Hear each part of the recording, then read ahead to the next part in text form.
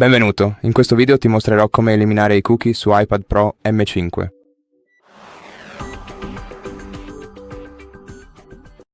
Per farlo devi aprire Impostazioni sul tuo iPad, poi scorrere la barra laterale verso il basso fino al menu App e aprirlo.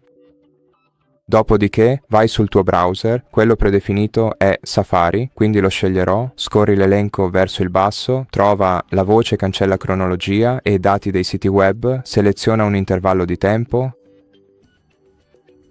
ad esempio, oggi e ieri, tocca Pulisci cronologia. Dopo di ciò, i cookie di oggi e ieri verranno eliminati dal tuo dispositivo. E fondamentalmente è così che si fa. Grazie per aver guardato questo video. Se ti è piaciuto, considera di iscriverti al nostro canale, lasciaci un like e un commento qui sotto e ci vediamo al prossimo video.